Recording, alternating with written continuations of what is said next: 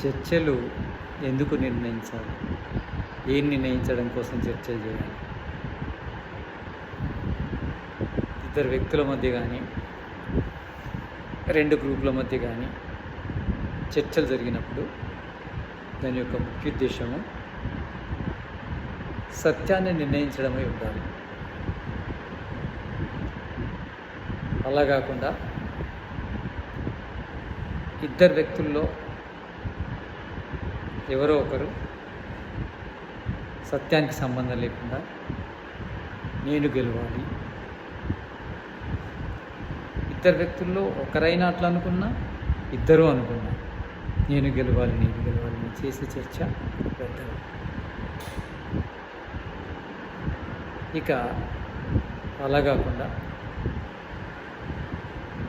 ఎదుటి వ్యక్తిని ఓడించాలని ఇద్దరు అలా ప్రయత్నం చేసినా, ఇద్దరిలో ఎవరొకరు ప్రయత్నం చేసినా దాన్ని వితండం అంటారు. అంటే ఇద్దరు వ్యక్తుల మధ్య జరిగే చర్చ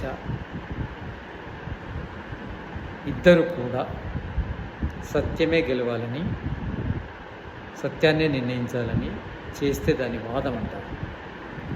అలా కాకుండా ఇద్దరు వ్యక్తుల్లో ఇద్దరూ సత్యాన్ని నిరూపించడం కోసం ప్రయత్నం చేస్తే మంచిదే. కనీసం ఇద్దరిలో ఒకరైనా సత్యాన్ని నిరూపించడం కోసము చర్చిస్తే అది మంచిది, దాన్ని కూడా వాదం అంటారు. ఇక ఇద్దరు వ్యక్తులు కానీ ఒక వ్యక్తి కానీ తానే గెలవాలని ప్రయత్నం చేస్తే దాన్ని జల్పం అంటారు. అది కూడా వ్యర్థమే. ఎందుకంటే అతడికి తాను గెలవాలని ఉంది, సత్యమని కాదు. అక్కడ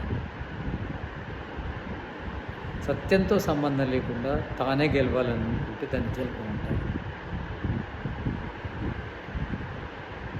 సత్యాన్నే గెలిపించాలనుకుంటే వాదం అవుతుంది. ఇక అలా కాకుండా ఎదుటి వ్యక్తిని మాత్రం ఓడించాలి, అంటే అసత్యాన్ని ఓడించాలని కాదు. ఇక్కడ ఎదుటి వ్యక్తులకు సత్యం ఉన్నా ఓడించాలి అని అనుకుంటే దాన్ని వితండం అంటారు. కానీ నిజమైన చర్చ అంటే అది వాదమే. ఇద్దరు సత్యాన్ని గెలిపించడం కోసం చేసే తర్కము అది మంచిది. ఎందుకంటే తర్కం వల్లనే సత్యం అనేది నిరూపణ అవుతుంది. అలా చేయొచ్చు. కానీ ఇందులో ఒక వ్యక్తి సత్యాన్ని కోరుకుంటున్నాడు, ఇంకో వ్యక్తి సత్యాన్ని కోరుకోవట్లేదు, జల్పమో వితండమో చేస్తున్నాడు అనుకోండి. అప్పుడు సత్యాన్ని కోరుకునే వ్యక్తి జల్పం చేయొచ్చు. జల్పము చేయడం ద్వారా అంటే జల్పం అంటే తాను గెలవాలని ప్రయత్నం చేయడం. తన వైపు ఏముంది? సత్యం ఉంది. జల్పం చేయడం ద్వారా సత్యాన్ని గెలిపించడం వల్ల. ఇక జల్పం ద్వారా కూడా మనం గెలవకుంటే వితండం ద్వారా కూడా గెలవచ్చు.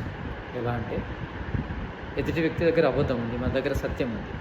ఎదుటి వ్యక్తిని ఓడించాలని మనం ప్రయత్నం చేసామనుకోండి, దాని అర్థం ఏంటిది? అబద్ధాన్ని ఓడించడం.